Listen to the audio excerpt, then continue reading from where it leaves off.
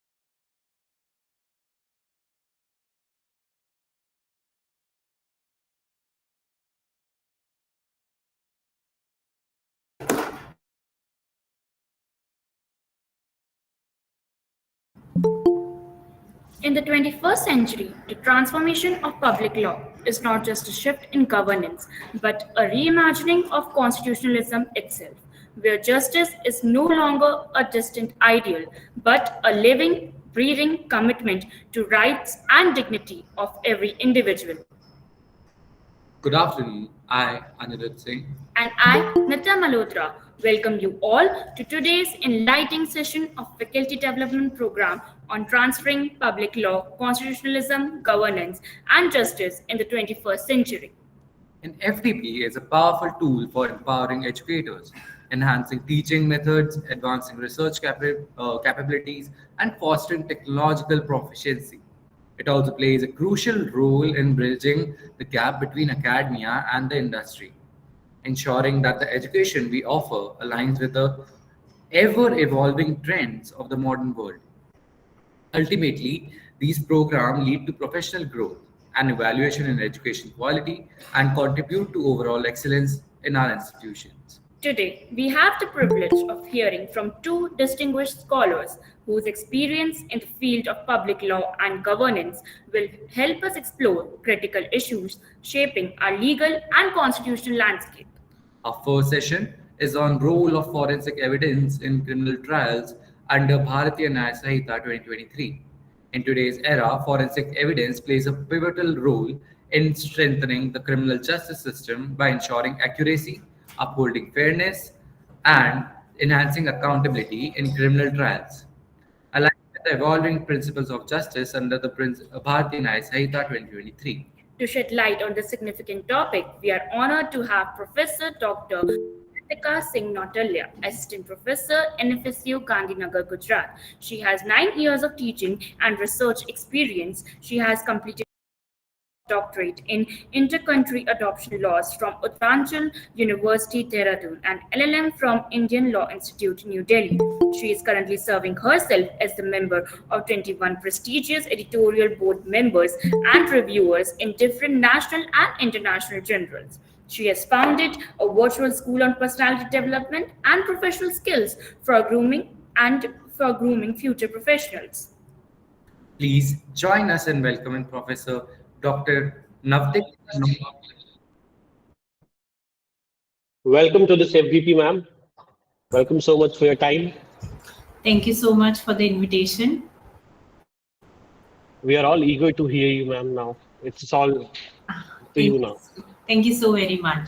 So both the moderator of the session, thank you so much for the wonderful introduction. Just a change in the introduction, I have moved to NFSU Delhi campus, no longer in the Gandhinagar, just to add into the introduction. So in the introduction, the moderators have mentioned about justice.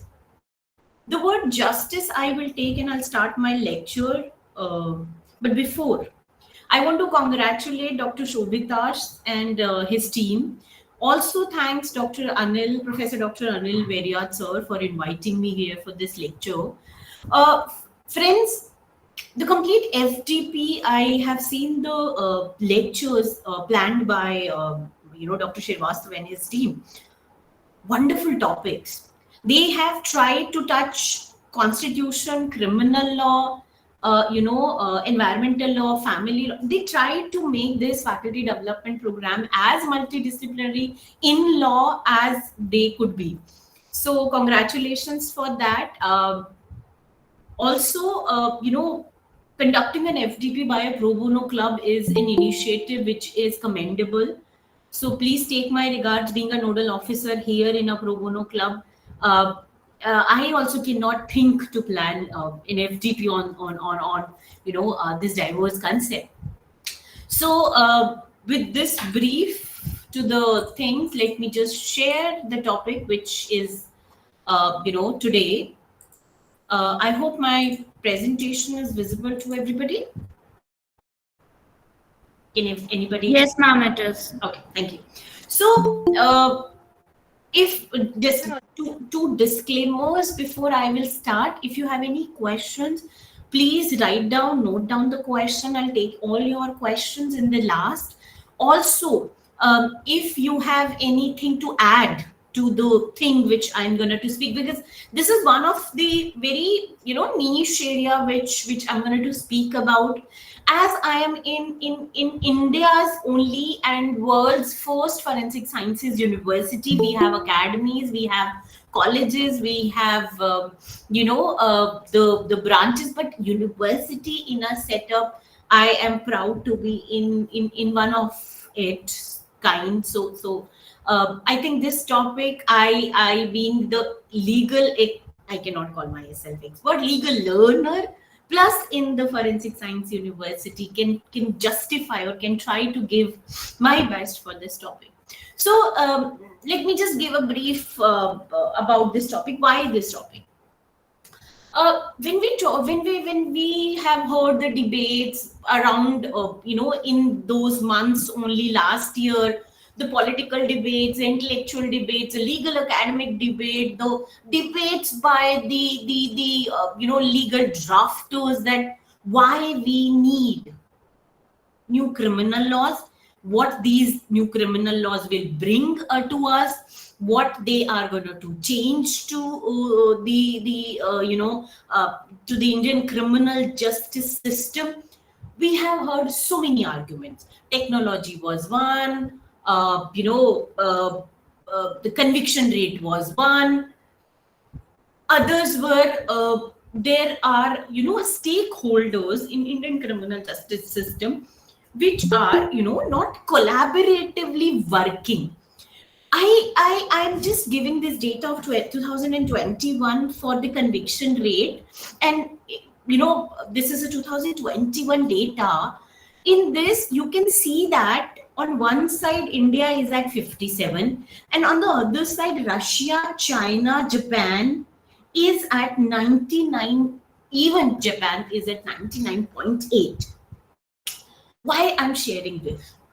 I'm sharing this because I'm not saying that their criminal justice system is strengthened, their criminal justice system is the best.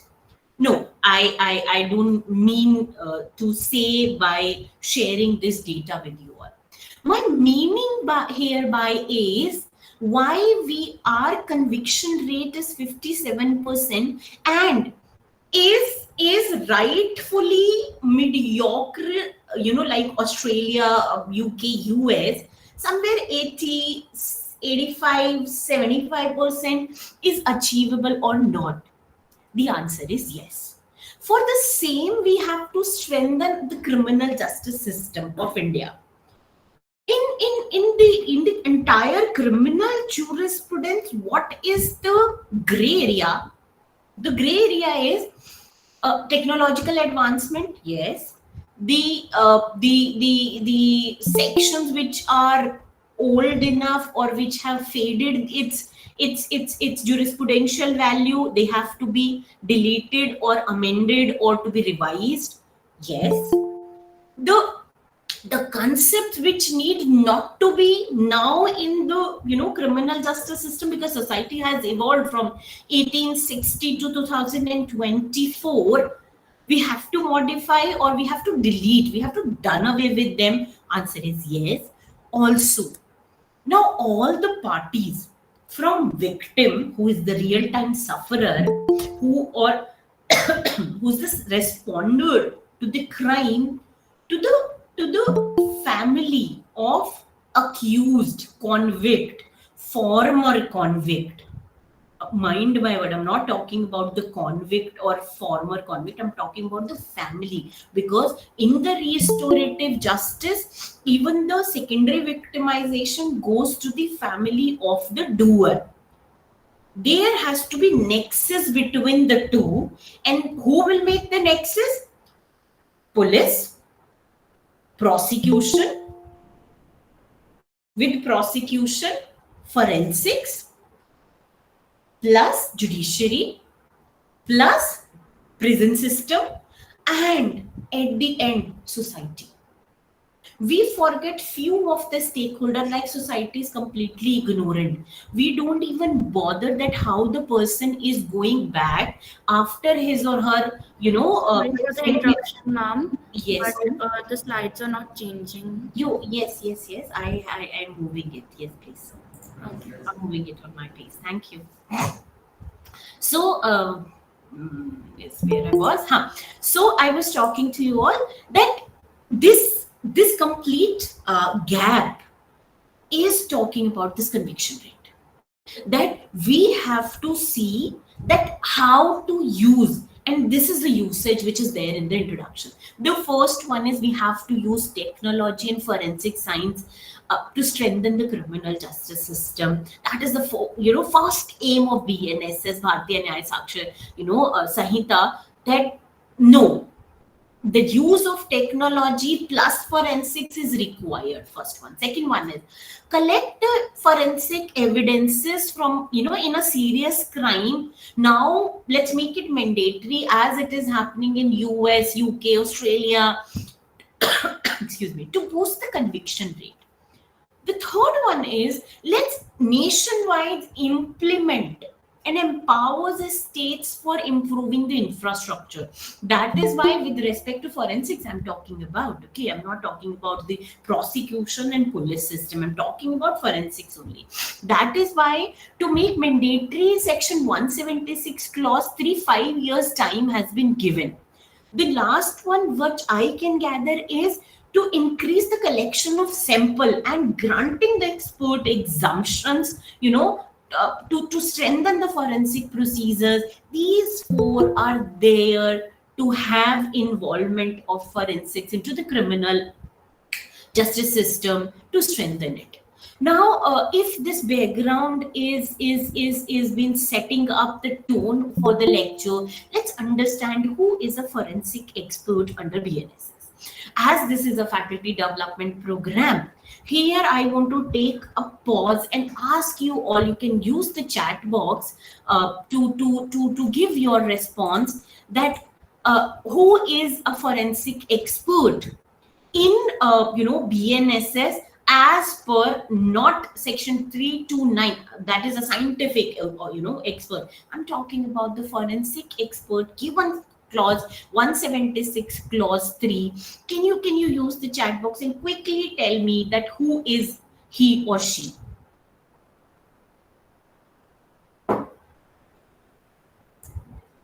I don't know. I can ask questions or not, but just I'm asking because I have the right to ask, being the on the other side of the game. Okay, so by the time you will write, let me utilize. Section 176 clause 3 introduces the new requirement, and it simply says that the forensic expert has to go to the crime scene in the serious offenses and collect the evidences. That is 176 clause 3.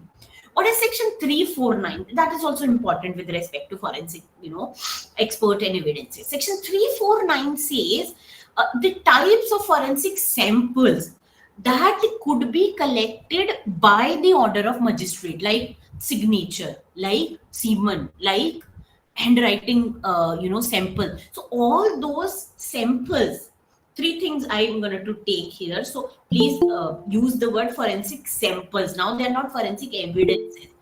The next one is corresponding to see in Google Meet. The situation is when I am having the zoom out of my slides. I cannot read your chat. So, okay, there is another message. So please pardon me for that.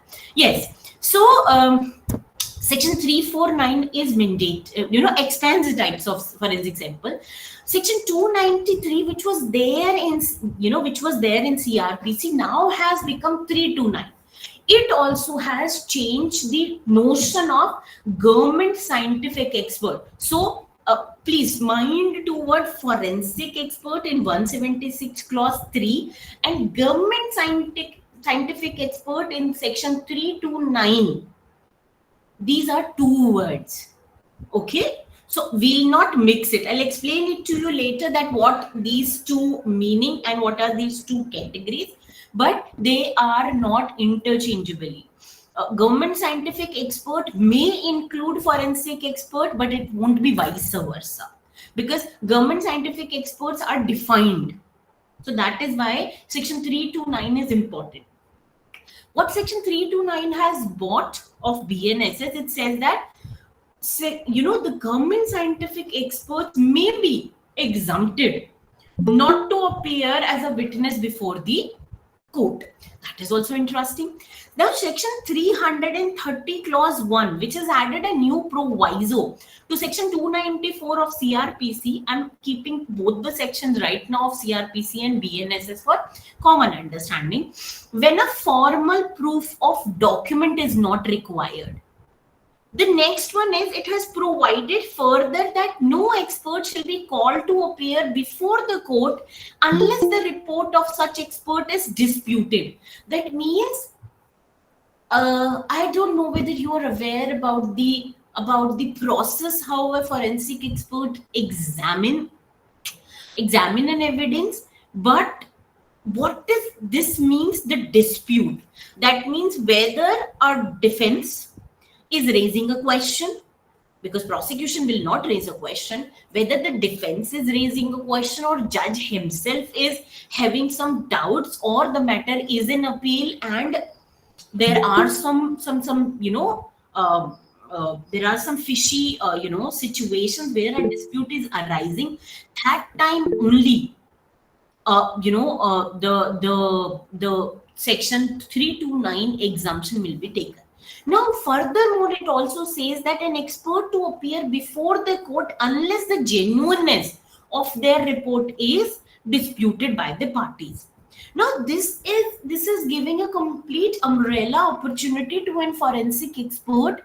That now I'm coming to the process. That means, for example, I have collected this pen from a forensic from a crime scene.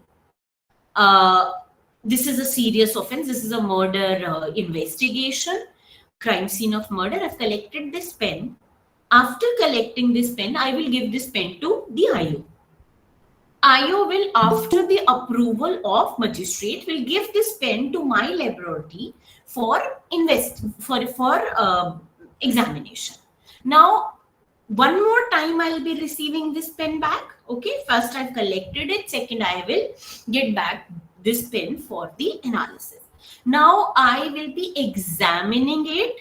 I will be preparing a report of this. For example, this pen can have different kind of evidences. First, I am touching it to my fingerprint butt of it. For example, it has some skin tissues. For example, there is, I don't know whether you can see it. There is a very sharp point here, and it has some blood.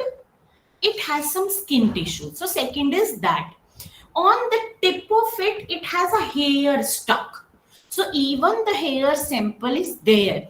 When I have opened it, because the forensic expert will examine this pen thoroughly, not only from the outer circle, but also from the inside.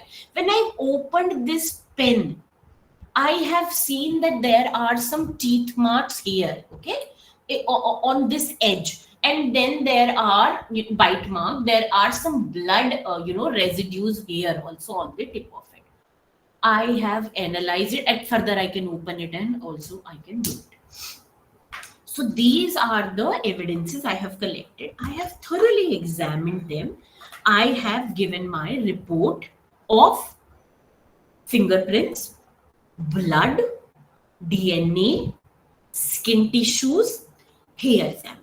These were only on this pen. One thing out of thousands of things we collect from crime scene, one thing I'm just telling you, I have given. And it's not I'm telling you, I don't know whether you are aware about it. This is little inside the forensic science lab. Fingerprints analysis will be done by other unit. DNA will be analyzed by other unit.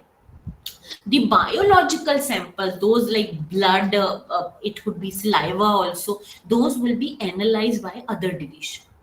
So you can imagine that one pen, only one, and this may not be a primary weapon also of killing. This pen will be going to at least 5 different tables for examination. Now those experts have created, have prepared their report.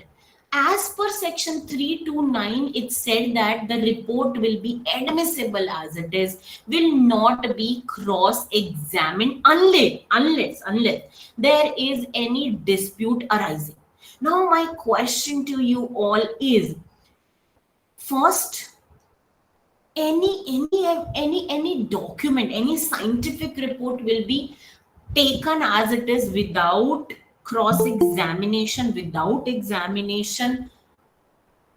It's an umbrella term. So this is what is an expert under forensics. Now, what is the broader aspect of forensic expert?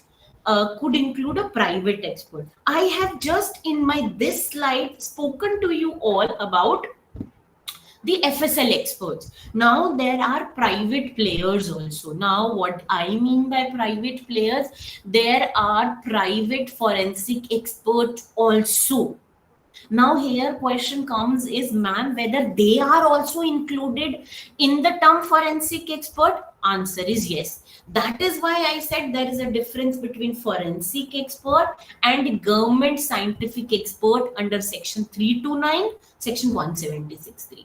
So under 176.3, which says that if the crime is of serious nature, where 7 years punishment is there, a forensic expert, quote unquote, will go to a crime scene and collect the forensic evidences. Now, this forensic expert includes both government, that is FSL officers, or private forensic experts too. So, this is something broader in nature.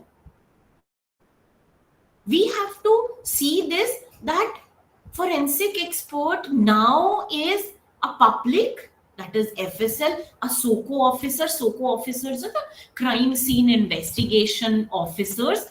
It's like a team of 3-4 people. Why there is a team of 3-4 people? That is also an interesting thing which you all shall know. For example, just smaller example. I'm creating a crime scene here for you all.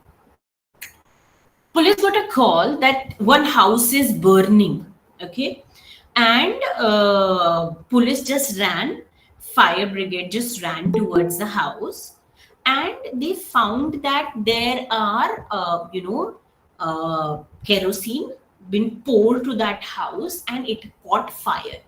Before that, the house had a burglary, okay, the house has a extortion or dacoity, the serious offense. Also, in the burning of the house, there is a body which has been burning. So first, primary, if I'll see, the offense looks like, okay, this is a burning situation. This is a house burning. An expert which is dealing with the issues can come. But is it that easy to say? No. We need fingerprint expert also. We need the toxicology expert also. We need chemical sciences expert also. So what FSL do is they create a team of SOCO officers. Okay, they've been called as SOCO. So those are the team members of experts which has basic expertise for a crime scene analysis. So that team, including 4 to 5 members, go to a crime scene and then they examine that crime scene for the for the collection of the evidences, because a person from chemical sciences may not be able to do the work of ballistic. For example, there is a bullet also, by that the person died. He may not be able to get the residues properly of that bullet fired. So that is why the team of SOCO officers is very important and very necessary for the crime scene analysis and evidence collection. Now, what is the forensic evidence? Quickly, I'll tell you few forensic evidences I have taken. I could not take all because I've taken with respect to BNSS only. The first one is data. As we all know that the data is the 21st century currency, and how the data has been collected, how it is infringing privacy. So this particular device, or any device which is electronic in nature, like your laptop, your tab, your smartwatch, uh, even your earpods, because they also receive some data and store some data. Any device which registers, store some data means some information, that can be an evidence.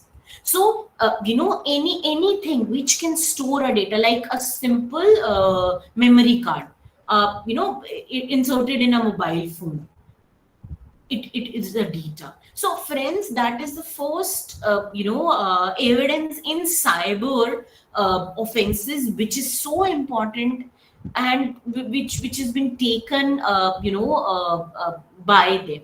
That is the first one. The second one is fingerprint. uh, I have just kept a study. I've taken this study from Project 39 of NLU Delhi. I just want to even mention them because I've taken from them. I put it in my references. This particular this particular information says that fingerprints and their accuracy can also give different false positive rates. Why I'm coming to that, I will take you to the challenges also. So in 2011, the study says 1 in 306 can be false. 2014, 18 in 1, it can be. That means it has a 28.1% accuracy or dissimilarity problem. Even if it is 1%, it is raising alarms. We say that everybody has unique fingerprints, but it may have some similarities. So friends, there are challenges. The issues are like, first, where examiners are prone alter the features they mark in an unknown fingerprint based features seen in the known fingerprints. For example, I touched it, somebody else touched it, my fingerprints are also there, and his or her fingerprints are also there. So my fingerprints are known, somebody else are unknown. Then how to take a decision? The decision making become a problem. The next one is how much we can rely on the fingerprint examination. When we say that whether the forensic evidences are good form of evidences, are the reports are, then we say that they are corroborative in nature. Why they are corroborative in nature? Because of the uncertainty. I am not saying they are not reliable, but there could be a situation where we say that there are in forensic science everything is 99.9%, but there is a 0.1%, and the criminal justice jurisprudence says 1,000 guilty may go unpunished, but one innocent shall not be punished. That is why that 0.1% is so important in nature. Then this audio video analysis comes. The best example of this audio video analysis is the Ajmal Kasab's case. In the CCTV, we could see that he is present, he is doing that work, he and his team, but still the audio altum partum and nemo judex causa sua been given to him. He has had the fair trial. Answer was why? And that trial has been criticized also, that once the person is present and we can see that he has done it, why can't we do it? Second one was, if you all remember, Arushi Talwar's murder case, and the suicide note been found, there the linguistic analysis done on that suicide note is also so important. We have to see that there are applications which can morph the voices, which can morph the videos, and we are living in the world of deep fakes. We're living on the world of AI generative content clarities are not there. So that is why there are audio video analysis which been done to the forensic evidences. The next one is there is this challenge that lack of validation of procedures in Indian FSL. There are there are machines which being used by FSLs, and there is a need of regular checkups on SOPs, that every FSL, every forensic science lab is using the same SOP for the same kind of offense. Then the reliability on the forensic evidence would be more. So if, for example, XFSL is using Y method and AFSL is using B method, and there are evidentiary proof, there are documentary proof that the report Y and report B has not the complete similarities. That is why it has also been said by BPRND, it has also been said by Home Ministry that we need complete SOPs, and SOPs has been given after BNSS has been implemented for crime scene analysis, for CCTNS, we have given. Now the question comes how much to follow, because the best practices has to be followed, and there has to be uniform guidelines which has to be given to the FSS. Now here we have to also see that in the uniform guidelines, the complete machineries and infrastructural challenges the FSL shall not have. This is also there. That they have infrastructural manpower and other mechanical challenges. Now we have to have with this. Now we have to have a comparative analysis that whether the forensic expert who is immune from the testimony, is it right, or it has to be scrutinized. Section 293 of CRPC, now in the section 329, gives exemption. Both the sections are same. Now, first of all, let's see who is a government scientific officer. So, in the paragraph 3rd, it mentioned that any chemical examiner or assistant chemical examiner to government, the chief controller of explosives, that means first is chemical examiner, second one is from the ballistics, the director of the fingerprint bureau, that means the person is from fingerprints, the director Heckfien Institute, the director and deputy director and assistant director of CFSL or state FSL. Earlier state FSLs were not there. The serologist serologist to the government, any other scientific expert specified or certified by notification by the state government or the central government for this purpose. Earlier only central government can notify. Now they have added in section 329 clause 4 that state government can also notify anybody who can be a government scientific officer. But if you read this section very closely and carefully, they all are either directors, chief, deputy directors, or the assistant directors of the CFSL or SFSL, state and central. You can see that they are the most sincere personnel at a lab. They are the topmost. But later on this section says, and their team. That means if any case is being analyzed headed by the director or deputy director, anybody from the team can also go and give the testimony. But this is not there in this section. And in the paragraph 2, you can see that expanded the categories experts exempted in this, and in the paragraph 1 it says that BNSS allows the submission of a report by a government scientific expert report as a evidence without requiring their oral testimony in court as a witness. So this was my evidence. Okay, we are going back to the example. This was my evidence. The report which has been prepared on this particular evidence now be treated as evidence.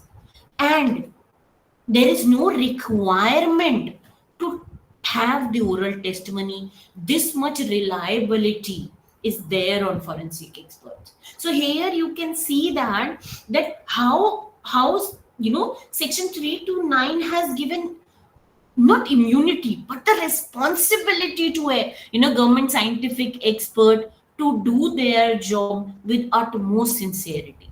Now let's see the challenges that you have given the responsibility, but there are challenges. I have given the different challenges. Let's go one by one. The challenge number one. Section 293, Section 501 of earlier 1882 or 1898 CRPC, also that 1973 has talked about, forensic expert as a witness. But what Section 293, 329 has given? 329 has made that now they are exempted for being the witness. Earlier, what was the objectivity of all those sections to make forensic expert and their report as a corroborative evidence? Now they are saying your report itself is an evidence. First, this is the background check. Now, Section 329 has widened the exemption that now you are, you are like a supporter to the court in doing your work. That is why in the very beginning when I said that the stakeholders has to come together, here also the forensic expert has coming and working hand in hand for the court. But as we say that we have taken our justice system, or we have derived the notion because we were the colony from the UK. What UK says in the paragraph 2 I mentioned, it says where court must provide reasons for not examining an expert whose report has been admitted as an evidence. Even in United Kingdom's jurisdiction, the court has to give an express reason for not examining. Here we are doing vice versa. We are saying you need not to be examined. If we wish to examine you, we will ask you. This is the first challenge which I want to tell you all. Second is Section 45 of Indian Evidence Act, which talks about fair trial. You'll connect the dot now, which talks about fair trial. When we are saying the report itself is admissible in court, what will happen to the fair trial and this Rahul versus State of NCT of Delhi judgment, where Supreme Court negated the DNA evidence on the basis that the lower court had failed to examine the underlying basis of DNA report and whether the expert had reliably conducted the examination. Seeing the challenges, collection of evidence, examination of evidence, analysis of evidence, preparing the report of evidence, we are saying we will rely, believe, trust the report and will not judge. This will be a challenge. I am telling you all, and you may remember me in future judgments which we will read, that this is gonna to come as a challenge where the complete immunity may lead to issue of fair trial, where we talk about that we are having a notion of the 1,000 guilty may go unpunished. Although subclause 2 of 329 says, and I read, judicial discretion to summon and examine the expert, but in practice this will depend upon the application by the defense explaining why the particular expert ought to be summoned. So we have to see that there could be human error. Where is the fair trial if we are relying on the forensic evidence completely? We must rely. I'm not negating it, but there will be challenges, and I am, because it's my job being in academics, that we have to see that what will be the future challenge number 3 is the arbitrariness while exempting specific government scientific experts from oral deposition. When we give an immunity umbrella to somebody, that okay, I can call X, I will not call Y, I will call this person, I will not call that person.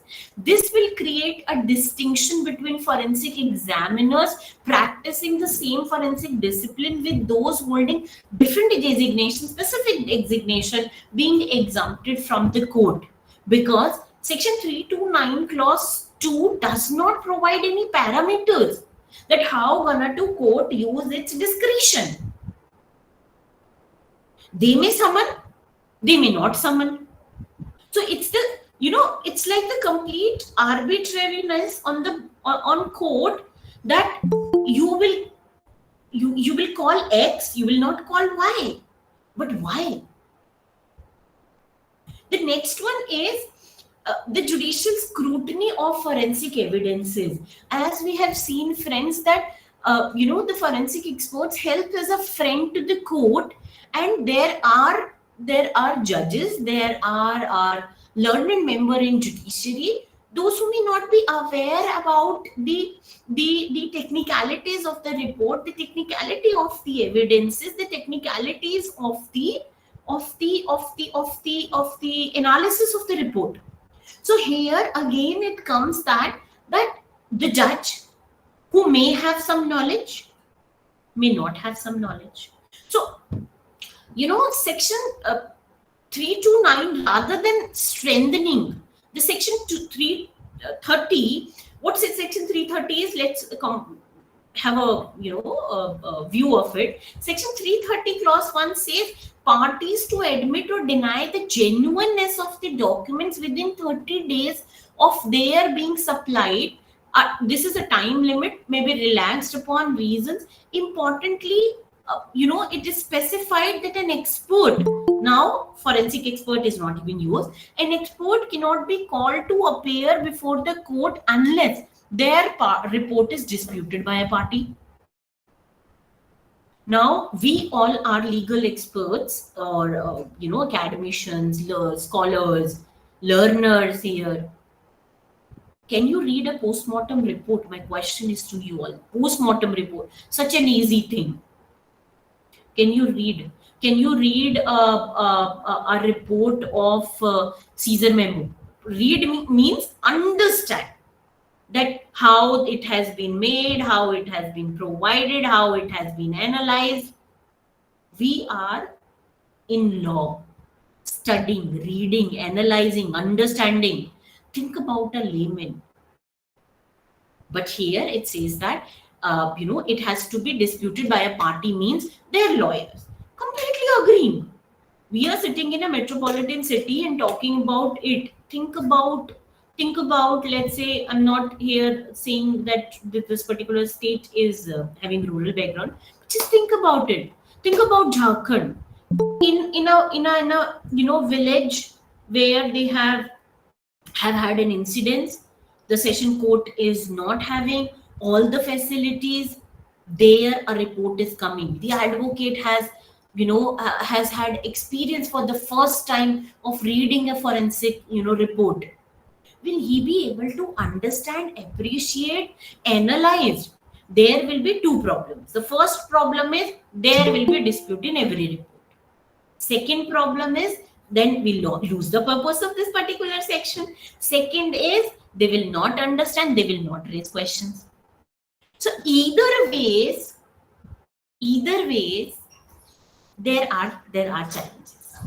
The next challenge is that is a potential issue which is gonna to come, and I wish to discuss this here, which is talking about a crime scene, analysis and evidences.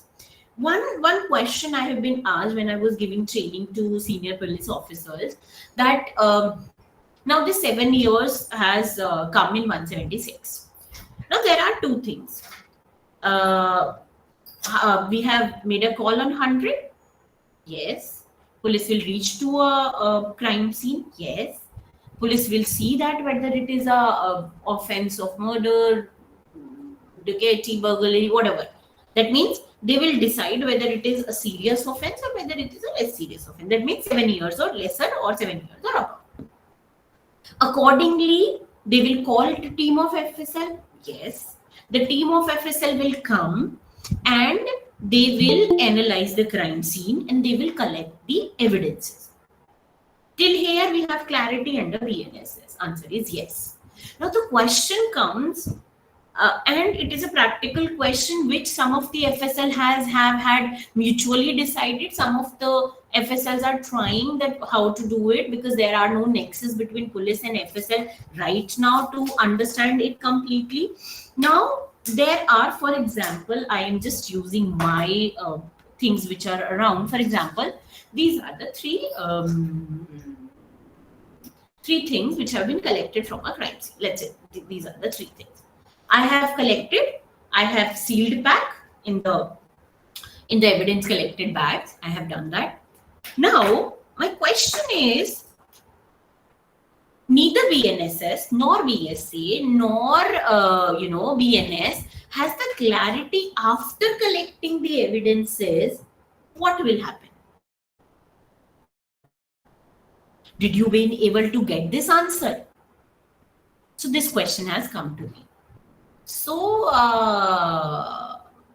we have had a thorough discussion over it. There was a mixed batch of police and FSL also, and then FSL said that until we've been officially not asked to do to prepare the report of those evidences, we will not be able to do it. Here BNSS said that collect the evidence. We have collected. After collecting the evidences, we have to give those evidences to police. Okay, good. Now police will take those evidences to magistrate. They will ask that whether we have to give the same to FSL people for report preparation. I'm so sorry, please ignore the background noise. And also, we have to not to give. So for example, now understand please the integrity. When an FSL officer collected these three evidences, he or she knows the relevance of these three evidences. Now the magistrate just only understood that, okay, give these two pens, they look similar. What a stapler can be used for a crime, give these two pens to FSL. Now my friends, my problem starts that this is the potential issue. What if this stapler which has been collected by the FSL officer also can be used as an evidence? But now question comes, either all the evidence has been collected by FSL, then magistrate will not use its brain and will give it to FSL. Answer is no. Then how to decide that threshold?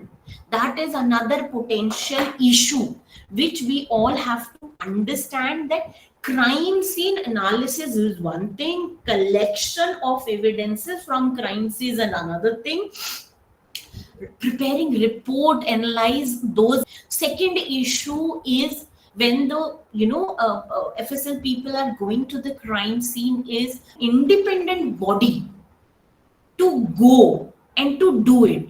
They shall be with police. That means whenever an offense is being called, registered or been reported, that moment only the FSL has to go, rather than first police going and then they may ruin the crime scene, because crime scene has to be as untouched as it has been at the time of crime. So these are few potential issues which I found with respect to the crime scene. These are the major takeaways, because I have to finish on time. The first one is, we have seen that who is a forensic expert, what is its need to strengthen the criminal justice system, how forensic expert is different from the word expert in Indian BSA, and government forensic government scientific expert. What is the relation between a forensic expert and crime scene evidences? Because his job are now in BNS twofold. First is collection, give it to police, and second is examine, analyze, and prepare report. The next one is now forensic experts also included private expert. Earlier it was missing somewhere, from the CRPC, because we did not have many private players, but now we have many private players which are coming, and they are playing amazing role. I know some of them. They have their firms that, and they are working like Sherlock Holmes. Then there are potential issues which we have discussed when we are involving FSL experts on crime scene. This is all for the day. I am open to any questions from you all. Thank you so much.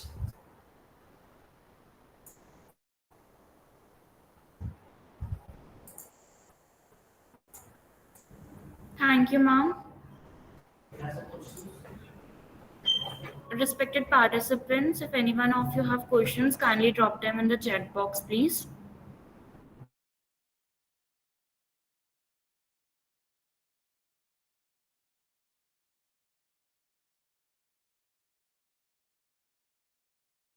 Ma'am, we have one question in private chat. Would you like us to read it for you?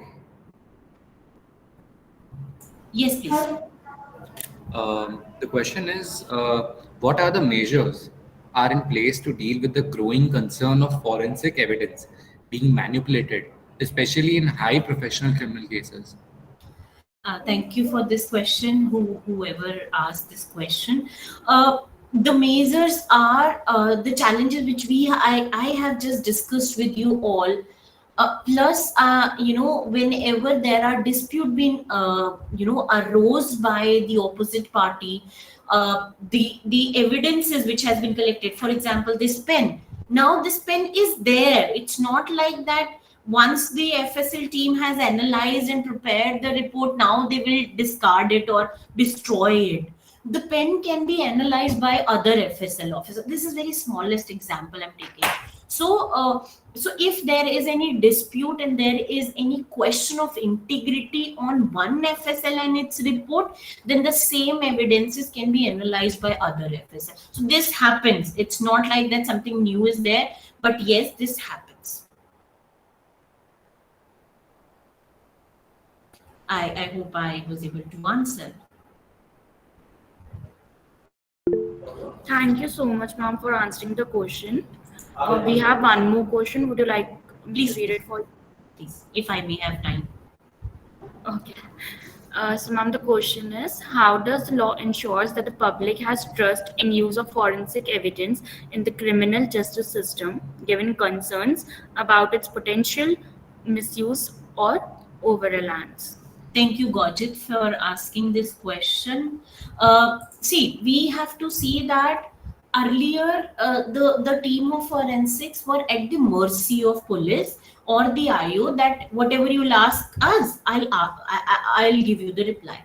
Now they are part of the system. System means criminal justice system. Now, once they are part of it, they are also being strengthened. It's like the trust has been given to them. When we are giving trust to somebody, I can assure that they are doing their best, because I am also one of the scientific expert as per section 329 of BNSS. So the kind of trust is coming to us. It's giving the responsibility, not only trust. So FSLs, before submitting the report, has to now analyze, prepare, examine the report multiple times. So it is coming. But yes, they are also humans. Human error may happen. That is why my only contention which we discussed here is that they can be examined also. Thank you. Siddharth has asked a question. I'll take by myself, if I may. Last question. Ma'am, will forensic evidence help in reducing the wrongful conviction in India? Absolutely, Siddharth. I am working on this, wrongful conviction project also, and we have seen, in Project 39 of NLU Delhi also, that the kind of reliance forensic evidence has, and Project Innocence of US is primarily doing it. So we are also trying to have something like that, and we are closely working on it. So forensic evidence, we have seen that for wrongful conviction, it can surely help. Yes.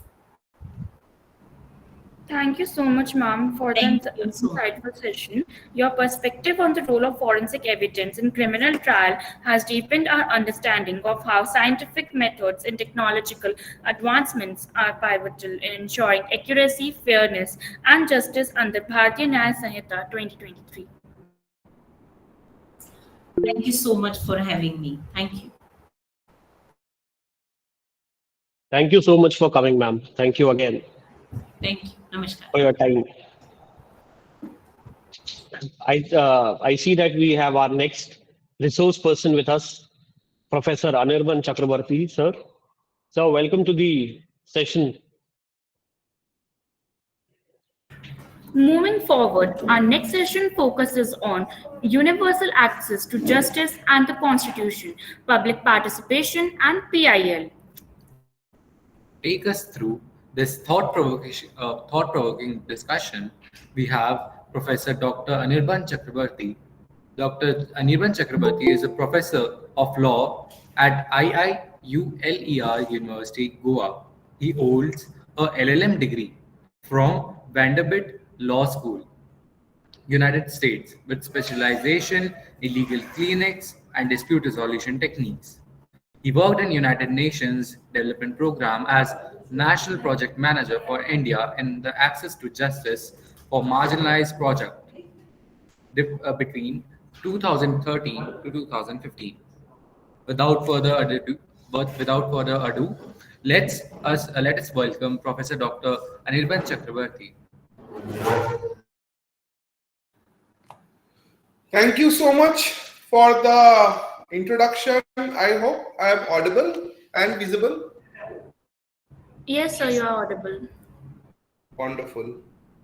Just 1 second. I will just share my screen.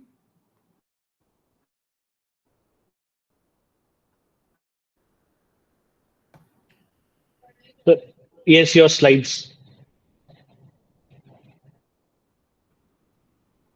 Okay. Actually, I am encountering a slight, connectivity issue. So for some time and the beginning, I am keeping my video off, so that the connectivity problem or voice tampering doesn't happen. And then, if everything works well, then I'll put my video on. But I am very much present, and I'm not, playing a recorded speech. Yes, yes, sir, you are audible, and no problem, sir. Just to maintain this connectivity, this is good. I mean, we can hear you and see your slides simultaneously. Right. Okay, so at the very outset, let me congratulate the Amity Law School and the organizers of this FDP program. It is really good. I have seen through the program schedule and the eminent speakers who have spoken. I had the good opportunity to interact with a lot of them, including the first person who delivered the opening remark is currently my Vice Chancellor, Professor Venkat Rao, and then others also. And I know the kind of knowledge